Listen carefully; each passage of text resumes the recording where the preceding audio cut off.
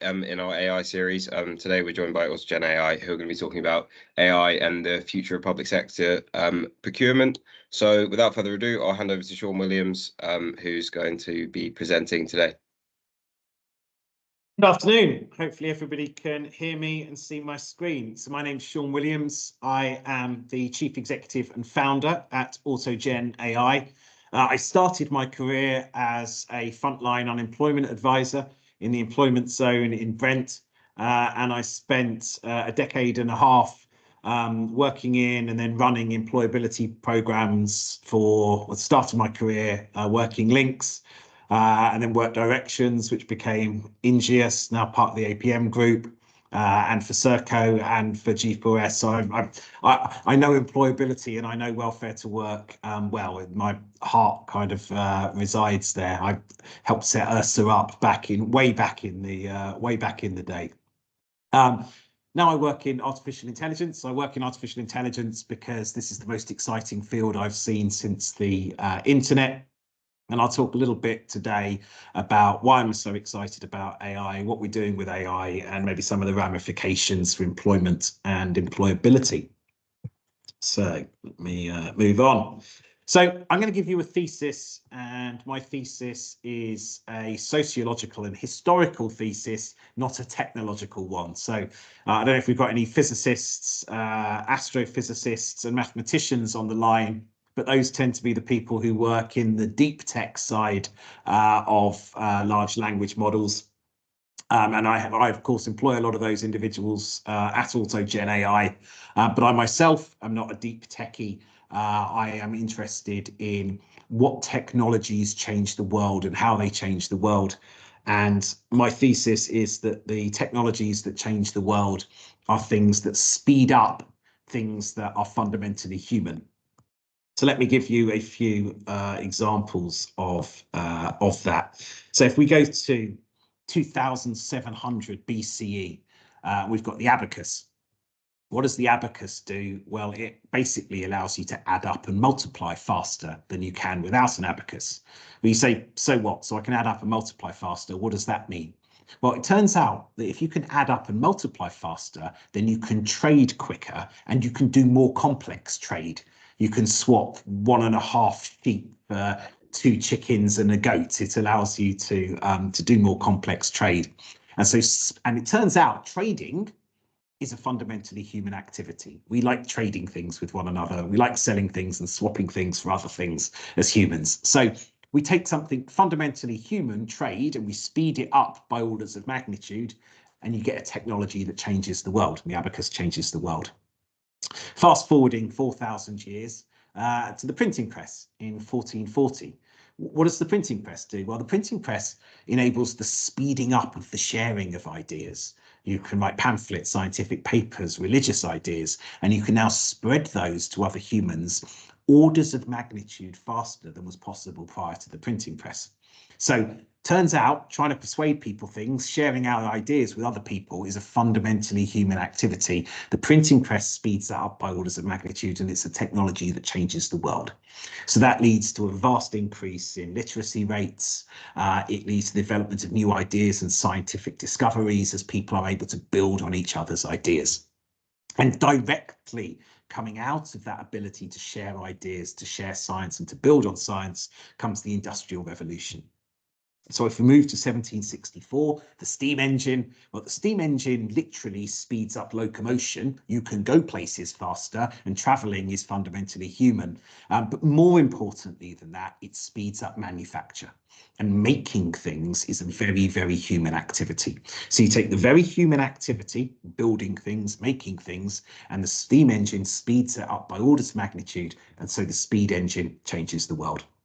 Similarly with electricity, by speeding up electric lights, motors, heaters, telephones, you're taking all of these fundamentally human activities, and electricity makes them possible to do faster, to do better.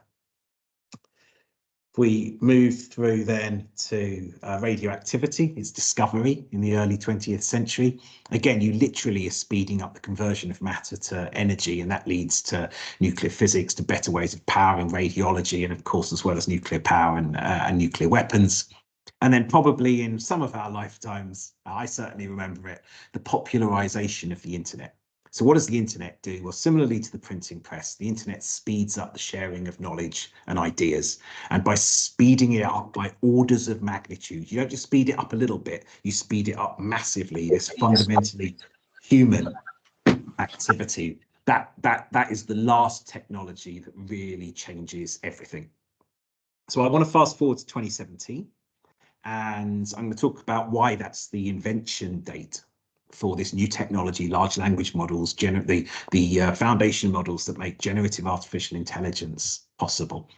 And what Gen AI does, particularly, I'm just going to talk about text. I'm not going to talk about video. I'm not going to talk about images. I'm just going to talk about text. Large language models, for the first time ever, allow computers to read and write. Now, reading and writing are about as fundamentally human as you can get. Computers can now read and write, and they can do it orders of magnitude faster than humans can. So you take a fundamentally human activity, reading and writing, and you speed it up by orders of magnitude with the large language models. And I'll suggest to you that is a technology that's going to change everything. So this is still very, very early in the journey. This is like the internet in 1995. It's going to change everything. I can't tell you how it's going to change everything. I can tell you that it will change everything. It's going to impact every aspect of human existence. And it's a super exciting time to be at this inflection point in history. So if you're like me, you start with, well, computers couldn't write and now they can. You know, what happened? Like that's a pretty big gulf. I mean, I spent a large part of my career writing for a living, like writing bids, tenders, proposals to run and deliver employment services and health services and other big government contracts. So I was a professional writer, and I have to say, before seeing this technology, I said computers will never be able to read and write. And now they can. So that's, they could always add up faster than us in my lifetime. Now they can read and write. What changed? What happened? That's a pretty profound technological shift. Well, actually, 3 big changes occurred that made it possible for computers to read and write. The first thing that happened is that they got bigger brains. So these enormous neural nets, think of them as big silicon brains, the brains got bigger. And as the brains got bigger, they got more performative. So if we look at some of the earliest large language models in 2018, poor old Elmo has got 94 million parameters. By the time you get to Megatron Turing a couple of years ago, that has got 530,000 million parameters. So that scale on the left-hand side there, that's a logarithmic scale. This is exponential growth. 94 million parameters to 530,000 million parameters is significant growth over that time. And the brains getting bigger makes them more powerful. The second thing is that they read more. So these models have now read, the models we use at Autogen AI have read everything that's ever been written, or more accurately, everything that's ever been written that's publicly available on the internet. So that's 580,000 million words of what we call Common Crawl, which is essentially allowing the models to read the internet. 26,000 million words of digitized books. 94,000 million words on Wikipedia, 26,000 million words on other web text. And that takes you up to just over 700,000 million words, which is what large language models have read. If a human was to try and do that, reading a word every second, that would take them 23,000 years to achieve the same feat. So you've got these massive brains, which are getting bigger and bigger, and they read more and more. Indeed, now they've read everything. So again, you can see this graph on the right. Again, it's a logarithmic scale here on the x-axis. You can see Elmo is 3 orders of magnitude smaller than GPT-3 and some of the larger models that are now being used. So they got bigger, these silicon brains, they read more, but there's one other key thing that happened in language, and this was a paper which was released in 2017, primarily by Google researchers, as you can see here. This paper is only 14 pages long. It's a paper called Attention is All You Need. And essentially, this proposes a new way of the brain's working. So you've got these massive silicon brains, they've read everything, and there's this new way that you can get them to think. And that's called the attention mechanism, and it's a new idea. We propose a new simple network architecture, the transformer, based solely on attention mechanisms. So you'll have heard of like ChatGPT. The GPT stands for Generative Pre-trained Transformer. Generative, because it makes stuff up, makes up new sentences, new words, new paragraphs. Pre-trained, because it's read all of the 700 billion words, and transformer, because it has this transformer architecture, which is the way the brains are constructed. And essentially, that architecture, like the English language, well, all languages are weird. Unlike most regression models, the words that are most important in a sentence for predicting what the next word is are not necessarily the words closest to the end of the sentence. So, for example, if I say the king was riding his bicycle and rode round and round the hill and then crashed into a tree and stubbed his toe, it actually turns out that the most important part of that sentence is right at the start. It's the king. It's the king who stubbed his toe. So if you want to then predict what might come next, you need to know what that sentence was about, what the most important words were. And the attention mechanism is a way of doing that mathematically, of basically telling the models what should they pay most attention to in a string of words, what are the most important areas, and what do they refer to. So those are the three big changes. They got bigger, they read more, and they had this new architecture, this new structuring of the brain. So, okay, well, all of that's all well and good. So how smart are these modern large language models? How clever is this modern artificial intelligence? Well, we know how good it is at tests. I'll suggest to you that's not quite the same thing as being intelligent. In fact, they're very different things. But at tests, which for a long time were considered a reasonably good approximation of intelligence, then it turns out that these large language models, the AI is extremely good. So if you take the bar exam, then GPT-4, which is one of the most performative models, scores better than 90% of humans taking that test. So it's better than 90% of lawyers. The large language models. If you look at college level maths, history, biology, physics, then it's better than 86% of humans. These models have never tasted wine, but if you look at their ability to do advanced sommelier theory, they're better than 77% of humans. You get to things like creative writing, and the models start to struggle a little bit more. They're better than basically half of humans. And then there's still things like easy computer programming. The computers are pretty good at these large language models, but hard computer programming, the large language models still struggle with. It's very logical piece that the old computers are actually better at than these new kind of AI large language model led piece. So I want to say to you that artificial intelligence is a tool. With any new technology, there's a view that it's going to kill us all. It'll be killer robots, that it's going to steal all of our jobs. And then you know, what was all the hype about anyway? And all new technologies go through these cycles.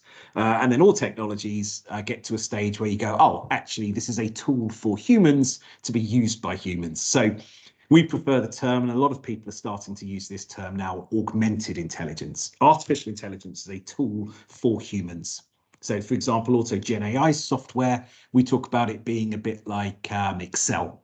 Excel won't write your financial model for you, but it will make your life building a financial model a hell of a lot quicker and easier. So, to this, I think we've got a really good case study with radiology. So in 2016, Geoffrey Hinton, who works for Google's DeepMind, he said people should stop training to be radiologists now. It's obvious that within 5 years, AI is going to do a better job than humans. So if you look at radiologists diagnosing medical conditions using things like X-rays, it was clear that artificial intelligence was rapidly approaching human levels of performance in doing that diagnostic work that radiologists did. Indeed, by 2020, AI had overtaken humans in doing the diagnostic work that radiologists did. So you think that might eliminate radiologists then? Well, if radiologists do diagnosis and AI now does diagnosis better than the radiologists, then the radiologists are all going to be out of work, like Geoffrey Hinton predicted. But in fact, that didn't happen. Actually, more radiologists were employed and radiologists got paid more money. So what happened? Well, it turned out that part of radiologists' job was diagnosing, but a lot of their job was doing other stuff. For example, putting together patient plans on the results of that diagnosis. And it turned out that when AI could do that part of the radiologist's job quicker and for them, it actually freed up the radiologist's time to do more important work. So by 2022, the Harvard Business Review made it clear the only radiologists whose jobs may be threatened are the ones who refuse to work with AI. And by 2023, Jan LeCun, from one of Meta's chief AI scientist, Geoffrey was totally wrong, and we have data to back that up now. Again, if we then look at this, this graph here, you can see this is the point where AI performance surpasses human performance in terms of being able to diagnose. But then you can see actually almost on the same correlation is the new radiology job postings. And you can see also then here you've got your $450,000, the average radiologist salary in the UK, in the US. So it remains a very high paid job, which AI hasn't replaced at all, and has actually created more roles in. AI just supports radiologists rather than replaces them. So if AI isn't going to take your job, but people that use AI will replace those that don't. Fairly obviously, if you've got a tool that makes you 10 times as productive in your job and you're using it and somebody else isn't using it, then you're going to be at a huge disadvantage. And I'll give you like a side point here, but my thesis is often, in employability, we're often helping the people who are the most vulnerable in society, who are the ones who most need support and a leg up. And they're often the last people to get access to the technological innovations and advances that would actually give them that advantage. So I think it's really important in employability and indeed in all services that are there to look after the most vulnerable in society, that we're actually giving them first access to this technology rather than trying to protect them from it or keep them away from it. Actually, this is the thing which starts to level the playing field. So where's all this AI stuff going? What does it look like? Well, imagine a world where software reads job descriptions for you and automatically writes a tailored cover letter and application. You don't need to imagine that world. We've already built that software at Autogen AI, and I know many people will be using things like ChatGPT and other things to achieve similar type functionality. Imagine a world where software can tell you exactly what to say in an interview for any company in any role. So you have this power of the large language models to read everything the company's ever written and then tell you how that might be relevant for the job you're going for and what you should say. Well, again, that software already exists, and that's already a trivial task to do, for example, in Autogen AI's software.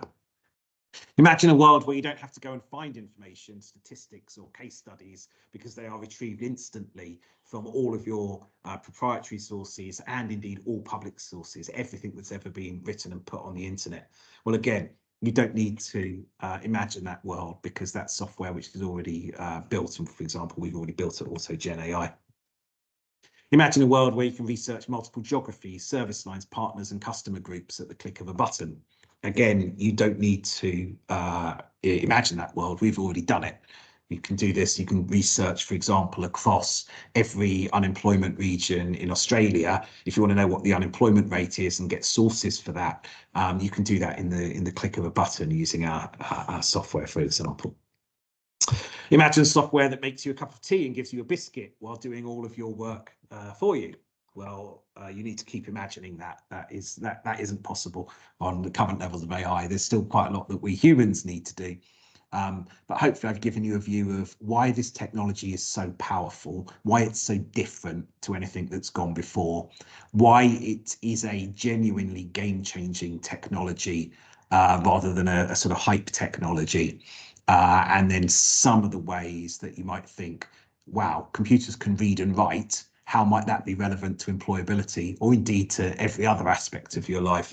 Hopefully that is something which might pique your imaginations and think over the next decade as we all discover what this transformation means for all of us.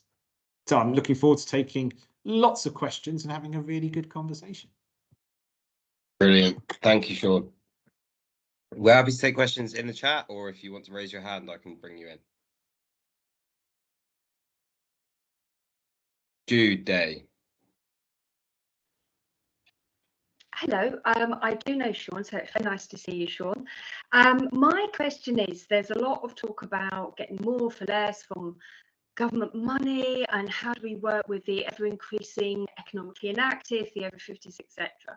And it seems to me that if we could introduce to work coaches an AI model that gives me exactly what I need each week, my 12 referrals, as a deliverer, I can much better use my time rather than trying to get those referrals out of the job centre. I know that I'm going to get 12 good referrals on a steady way, not 2, not 20, but I can actually manage my team, the geography, the way that, you know, we can work with people in a much better way if that gatekeeping was done perhaps by an AI model. And I'm just wondering, because I heard Mel Stride talking about from the DWP, talking about productivity and AI, and already having that as part of an enormous part of a government organisation. Is that something that you think could be useful? Because that steadying of the referrals would really help everybody delivering on these to make sure that they meet contract. Because at the moment we're relying on people, and they are quite tricky sometimes. Yeah, no, Jude. Yeah, I 100% agree, and I'm sad to see that the problem of referrals hasn't changed in kind of 2 decades to kind of employment programs. So yeah, so I think there's clearly a role for AI in terms of matching, you know, the ability of this is a trivial problem now, to say here are groups, here are individuals who would benefit from this type of service. So here are 20 service providers in the area, here are 200,000 job seekers, and here's the most appropriate referral route for those job seekers through those services. And that's a relatively trivial application of artificial intelligence and generally kind of big data. Again, a lot of that just comes down to political will, right, to be sending people to providers. But yeah, that's clearly something that artificial intelligence could support with. I totally agree.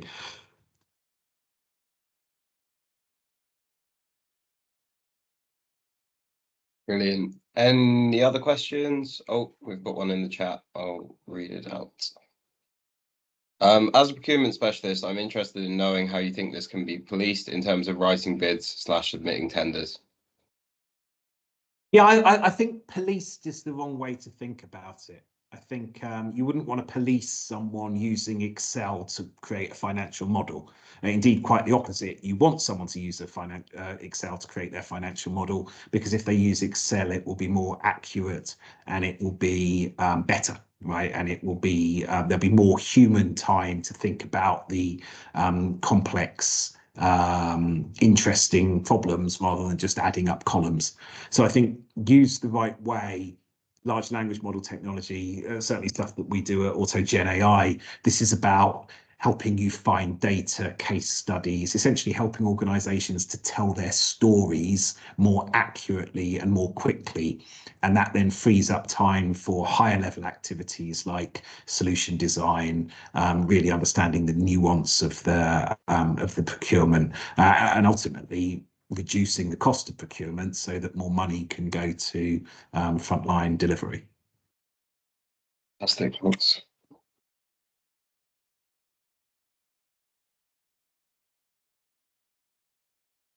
Any more on the questions? Yeah, Claire. Oh, sorry. I was just going to ask about the best entry point for learning more about AI for organizations, but both as an individual, just to find out a bit more. Or is it just best to download the apps, learn about it, or is there more structured ways that you would recommend? Yeah, I have a very particular view on this. Well, look, let me give you the sales pitch first. Obviously, the best way to do it is to come and get a demonstration of Autogen AI software, and be delighted to do that. Go on our website and we can do that. But my second piece, which is more important, and just as important and more important, this is a technology that demands to be played with. Like you can't understand what the internet is from reading a book about it. Like you kind of like have to go on it, and you have to go to websites, and you have to go and like find out what it can do. Like so for someone my age, you can remember pre-internet and post-internet, right? You know, kind of that. So I'm a great believer in learning by playing. So the quick answer to that is absolutely download an app, find a free instance, go on ChatGPT and just start experimenting with it, because you will learn more in an hour of playing with it than you will in reading any amount of newspaper articles and analysis. It is truly magical. For those people who haven't really kind of played with it, it is breathtakingly like, as I say, I was a professional writer for a large part of my career, writing bids, tenders, and proposals. That when I first saw this tech, I was looking at it in September 2021. A friend of mine who works for Google's DeepMind introduced me to it very early on, and I did things like translate Paradise Lost into modern English. I got it to write me new PG Woodhouse one-liners. I was completely blown away. It was just doing stuff that I had argued for 20 years computers would never be able to do.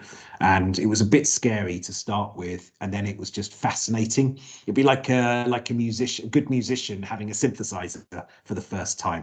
It just, at first you go, okay, maybe it's a bit threatening, but then you really quickly get to, wow, this is now a new tool that's allowing me to do all this brand new stuff.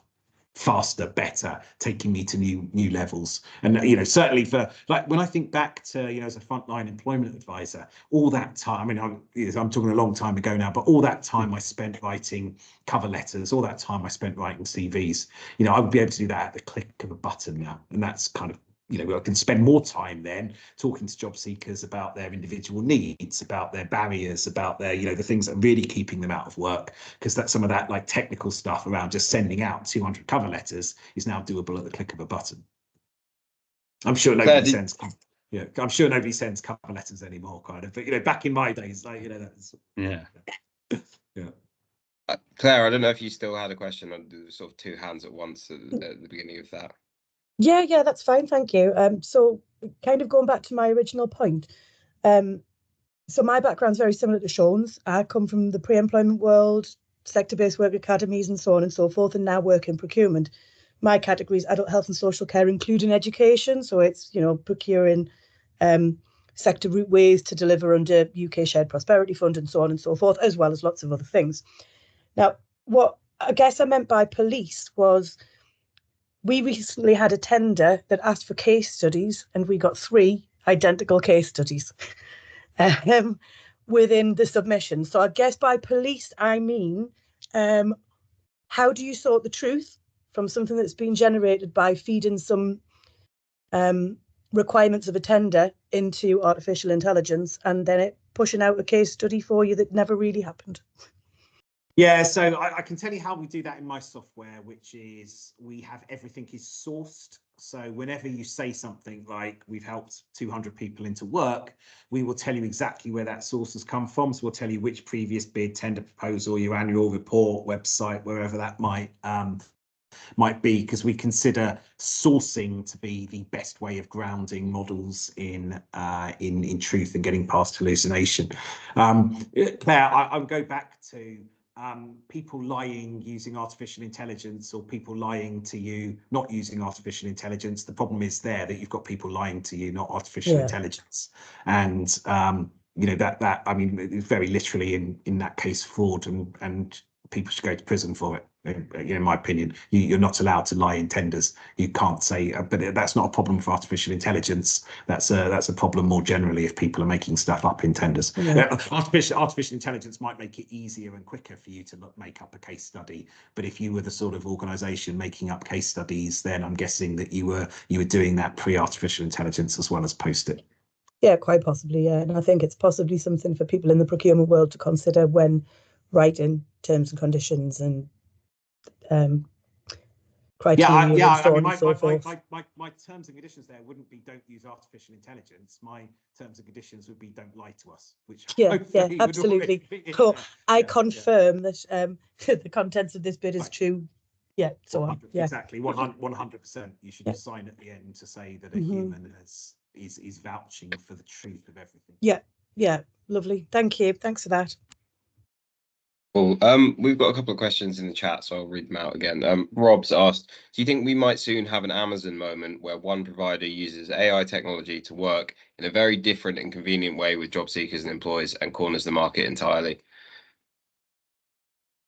Yeah, I don't think you corner the market entirely in what we do. So again, I mean, I'd come back to, I think there are huge advances to using this modern artificial intelligence technology. I think it will massively speed up and make more efficient and more productive huge aspects of the employability journey. But there will always be things where you have essentially the human ability to understand another human, to understand what their barriers are, what their motivations are, what concerns them, what scares them, what kind of gets them out of bed in the morning, what job they want to do, what job they might do as a stepping stone to getting the job they want to do. All of that stuff can be perhaps assisted by artificial intelligence, but it can't be done by artificial intelligence. It's all very human. So I don't think this is. I don't think you get. Amazon